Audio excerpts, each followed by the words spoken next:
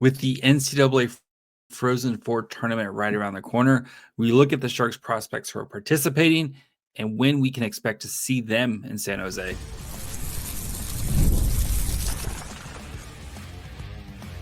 You're Locked On Sharks, your daily podcast on the San Jose Sharks, part of the Locked On Podcast Network, your team every day. Hello, welcome to Locked On Sharks, the premier hockey podcast covering your favorite team in the Bay Area. My name is JD Young, caretaker of the Reef, also the co-host of Locked On NHL. I want to thank you for making Locked On Sharks your first listen. Proudly part of the Locked On Network. We cover your team every day. If you want to be an everyday, all you have to do is follow wherever you get podcasts, or you can watch on YouTube as well. And today we're going to be looking at the four Sharks prospects who are in the Frozen Four Tournament: Eric Pohlkamp, Joey Muldowney, Reese Laubach, and Brandon Svoboda. I'm going to talk about what's next for them this after, what we kind of expect in the tournament, and then kind of what's next for them as all these guys hopefully go pro at some point. So let's start with Eric Pohlkamp, the former fifth-round pick from the San Jose Sharks. And I think the guy who has the most legitimate out of the four kind of case to turn pro after his college season is done. So Pohlkamp, as a reminder, former fifth-round pick. He was in the 2023 draft. He was an overager that season. So he's a little bit older than kind of some of these other guys here. Should have been the 2022 draft. Remember, it went back for another season. 2023 draft, where he went and played with Bemidji last year. Transferred after that to Denver University. If you remember, at the rookie prospects, he was definitely one of the most noticeable players, at least among the defensemen there. And Pohlkamp has had a very productive season at the University of Denver. So Pohlkamp this year in 41 games, 10 goals, 23 assists with 140 shots on goal. He is second on the team among defensemen when it comes to scoring. And again, scoring is not everything, but it usually is a big indicator. The only defenseman who has scored more than him would be one Reese Laubach, who was picked 13th in the 2024 draft with 43 points in 38 games, including 11 goals, with only 84 shots on goal. Laubach did miss, of course, a couple games for the, going to the World Juniors, et cetera, et cetera. So it didn't play as many games, but still. So the case for Eric Pohlkamp to go is, watching him, he's definitely, the offense is definitely there. He is getting close, I think, to being ready to be a pro player.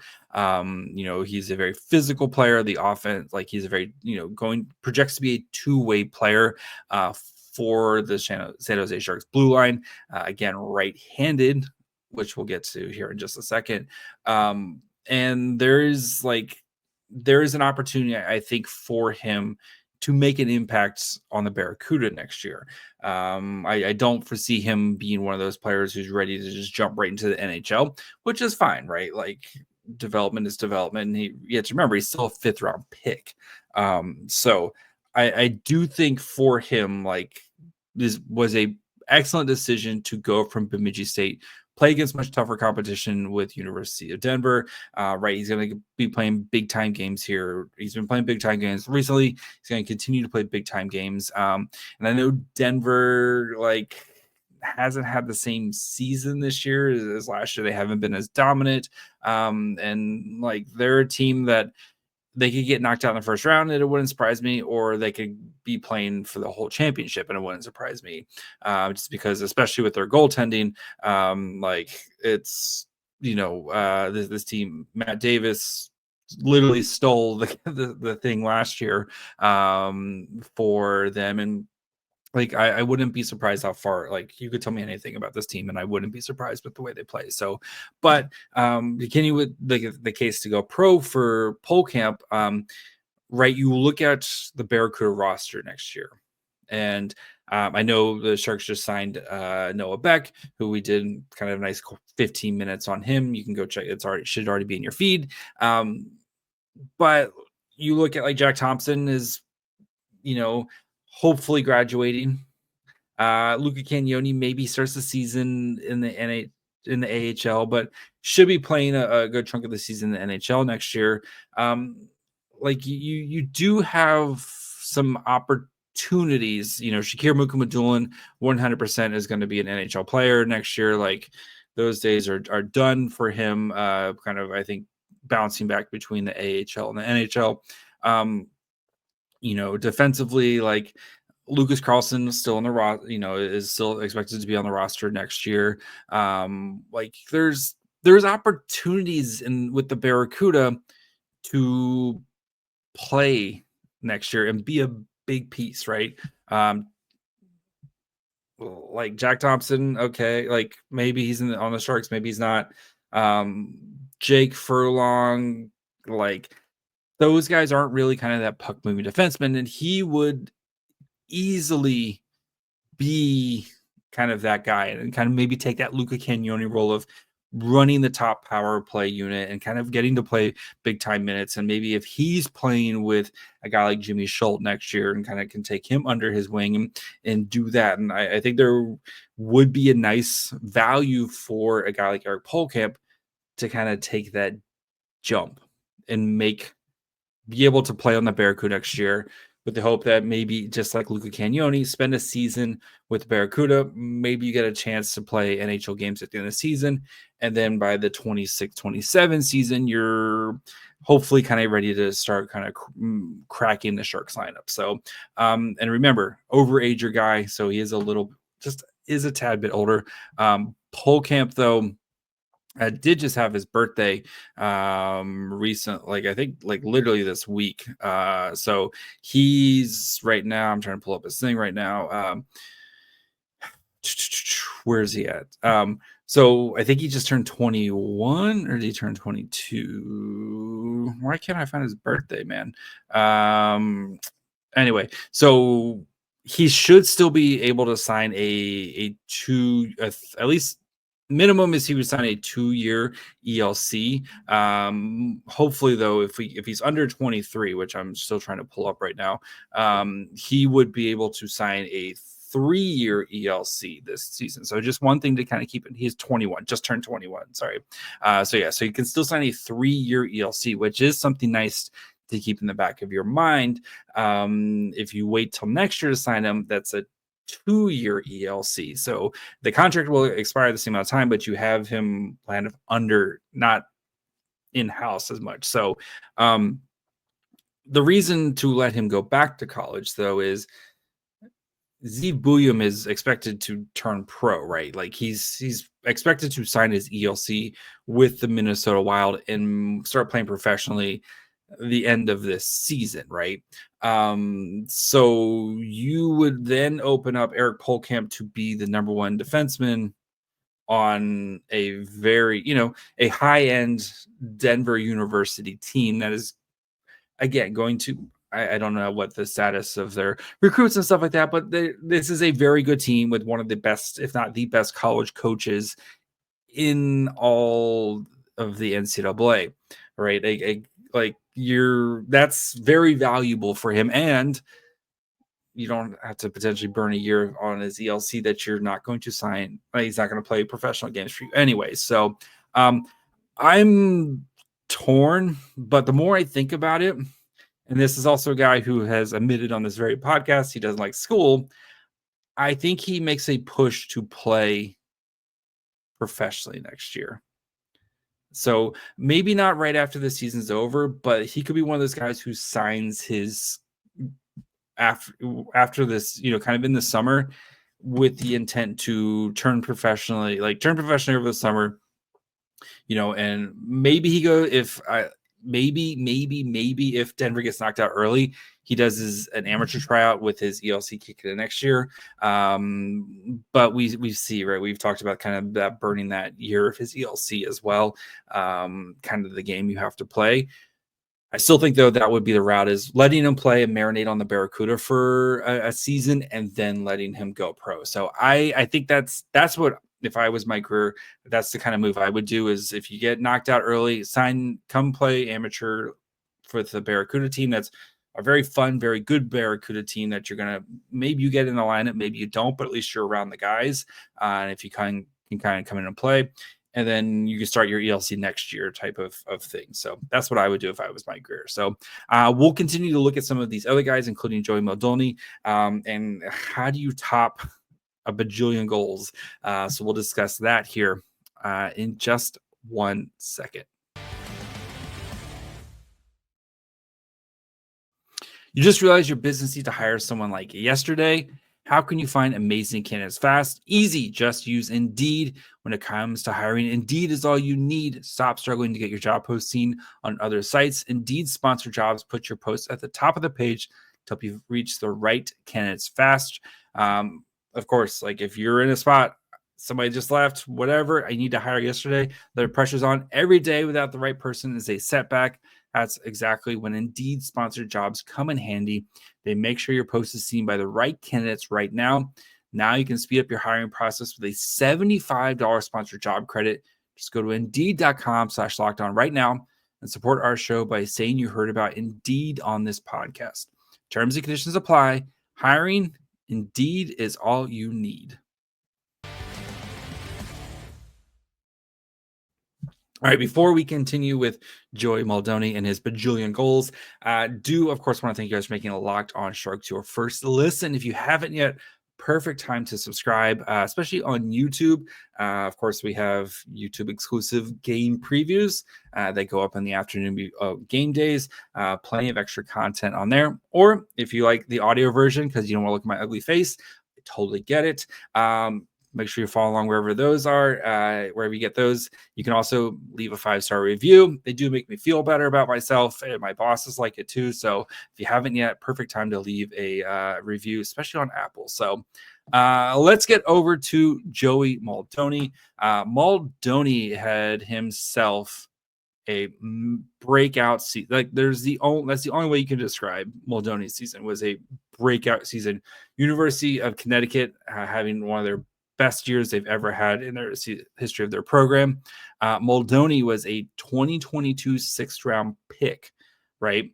20 doesn't turn 21 until June.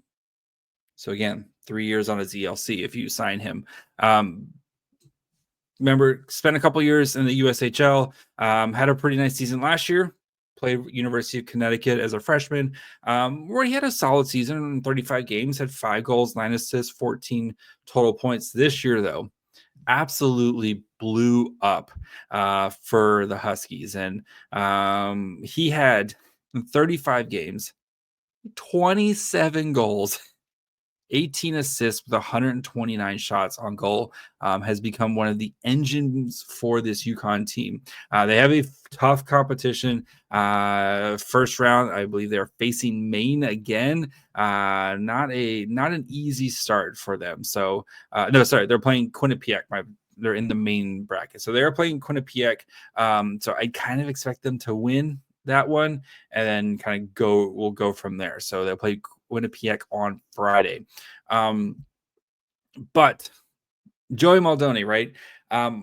27 goals, like second in the nation behind Ryan Leonard, who last I heard pretty good at hockey. Also going to be signing his ELC. Granted, Leonard top 10 pick from 2 drafts ago. Muldowney a 6th-round pick from 3 drafts ago. So I know Muldowney has already said like he plans to go back, which is fine, right? And kids are going to say that now because, right, you're in the heat of the moment with your buddies and stuff, and UConn potentially has a chance to kind of build on this season that you're having, right? And especially with kind of some of the pieces that they still have. And I think for Muldowney is, okay, what's next, right? Because I mean, how do you top scoring 27 goals? I think for Muldowney, who, when I watched him, one of the things actually when I watched him, especially last year, I was really impressed with is the defensive skills and the acumen there, especially at such a young age, right? And I think that's going to be how he makes it professionally. Is he's going to have to be kind of a specialist, right? And the big thing with Muldowney is he's not big, right? He's 5'7" or 5'8", 5'11". They say 5'11". I don't know about that. He's a little bit smaller. 150, 160 pounds. So we'll see again with the height thing. Where is his roster on UConn? Like I've seen smaller with him. Anyway, 160 pounds, 5'11", has some room to grow. They have 5'9" on the UConn page. I'm gonna go 5'9". Elite Prospect says 5'11". Let's go 5'9". If UConn says 5'9", I knew I saw something smaller. So anyway, 5'9", 160 pounds. Like not the biggest dude in the world. So he's going to have to make his bread and butter one by kind of being a specialist type of player. And there's no problem with that. Again, when you're picking these like 4th, 5th, 6th, 7th round picks, you want guys who you can see a role going forward with. And I think for Muldowney, that role is going to probably be like either a PK or power play specialist, right? And who can play 3rd line or 4th line minutes, provide you a spark, provide you some energy, all that great stuff. But I think for him, well, you could talk me into it, especially getting 27 goals, probably going back to college for at least one more season and talking after his junior year, right? He's only a sophomore. This is only his 2nd year in college. Going back and really focusing on those roles, because I think the foundation is there. And if he can continue to score the way he's scoring, right, can he be again, I don't want to say Noah Gregor, but can he be like a Matt Nieto? I guess let's go with Matt Nieto, a Matt Nieto type of player where, right, he's gonna be solid defensively. He's going to pop you, maybe 10 goals a season in the NHL. He's going to play on the PK. He's going to play in the bottom 6, but he's going to know his role and he's going to be really good at it, right? And Matt Nieto, Long Beach native, drink, like definitely, played up in the lineup maybe a little bit, especially near the end of his tenure with the Sharks. But like that was kind of Matt Nieto's role, was playing as one of those guys who had a very specific skill set. And I think that's kind of Muldowney's way to go is spend another season rounding out the rest of your game. And I don't expect him to score 27 goals next year. If he's still above 20 next year, and maybe you see the assist numbers go up, but you see a much more rounded game. And I think UConn's going to continue to be good, like a team that surprised everybody. I think they were picked to be like 7th in Hockey East, and now they're playing in the Frozen Four Tournament, one of the last 16 teams left. Like that, I think that's the path of development for Muldowney is go back, and plus, I mean, playing college hockey looks like it's pretty fun too. So, I think that's kind of the recipe for success for him, and then again, go and play on the Barracuda for a season or so. And on what should continue to be a Barracuda team. And plus, like, also, I don't think Muldowney is ready to make the jump to the NHL. You think about next year's Barracuda team, especially at the forward position, right? Quint Musty, Igor Chernyshov, Kasper Halttunen, all expected to at least probably start the season with the Barracuda. You still have Bordeleau and Gushin, who are going to be under contract. Phil Beastet, like there's a lot of mouths to feed on that Barracuda roster. And maybe some of those guys get traded away or you don't get re-signed or whatever, but like still you basically have a full line of dudes who are going to be coming in looking to get an opportunity. And I think Ethan Cardwell kind of plays the Joey Muldowney role right now for the Barracuda. So if Cardwell's ready to kind of graduate next year, by the end of next year, Muldowney can kind of slide in and take his role when he's ready to kind of be a full-time NHLer. So, so I think another season for Muldowney, but I'd say like there's like a 10% chance. It's not zero, is what I'm saying. There's like a 10% chance Muldowney signs, especially again, 27 goals is kind of ridiculous. So, and he was extremely hot the second half of the season here. So, really, his game really clicked into place. So, we're going to continue to look at two other guys, Reese Laubach, the 7th round pick, San Jose native, and then Brandon Svoboda in his freshman season. So, we'll get to that here in just 1 second. If you're like me, your mornings have to start with a good cup of coffee. If I get tired of selling for grocery store brands that just weren't cutting it, that's why I turned to Trade. Let me tell you, this coffee is next level. Trade is the #1 specialty coffee marketplace in the U.S., bringing you fresh coffee from over 50 of the country's top roasters. Their experts have taste tested thousands of coffees, curated over 450 amazing roasts. Whether you're new to coffee or know exactly what you like, they'll handpick the perfect match for you. The first bag that they sent was a game changer, such a smooth, rich flavor. I could actually taste the difference from my usual coffee, and the subscription makes it super easy. No more last-minute grocery store runs or settling for whatever's left on the shelf. If you don't love your first bag, no worries. Trade will replace it for free until they get it just right. Right now, Trade is exclusively offering our listeners 40% off your first order at drinktrade.com/lockedonnhl. That's drinktrade locked on for 40% off your first order. drinktrade.com/lockedonnhl. All right, before we finish up with Laubach and Svoboda, do, of course, want to thank you guys for making Locked On Sharks your first listen. When you're done with this episode, go check out one of the other great shows here at the Locked On Network. If you also have Locked On NHL, where we cover all the biggest news on the NHL by a wide variety of NHL hosts. Myself and Seth are on every Tuesday. We have a great time. I think we talked about the Blues. It was weird. I kind of praise the Kings for a little bit too. I had to take like a 20-minute shower afterward, but you got to do what you got to do. So go check out that show wherever you're listening to this one, or watch on YouTube as well. Or you can follow any of these shows here in the Bay Area, right? You have Locked On Niners, Locked On Warriors, Locked On A's, Locked On Giants. Plenty of great things at the Locked On Network. We cover your team every day. All right, Reese Laubach. So, of course, the San Jose kid himself, 7th round pick in the 2022 draft, playing for Penn State this year, 32 games, 15 goals, 15 assists, 84 shots on goal. Did miss some time, was a little bit in and out of the lineup with some injuries here and there, but playing first line minutes with Aiden Fink from the Nashville Preds. Fink is ridiculous. Like that dude, that kid's sick.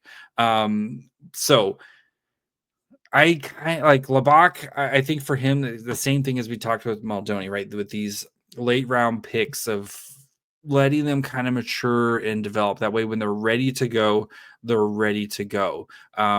I would expect him to go back for another season. Think I kind of expect to make the jump. But Laubach is 21. He turns 22 in November.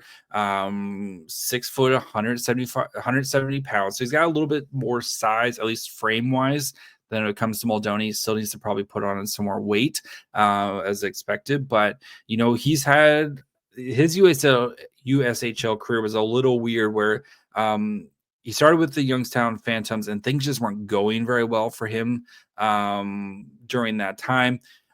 Transferred or got traded to Omaha Lancers, and things really took off from there. We had 20 points in 33 games. Last year had a pretty good season for Penn State, kind of playing third or fourth line minutes for them, where he had 22 points in 35 games.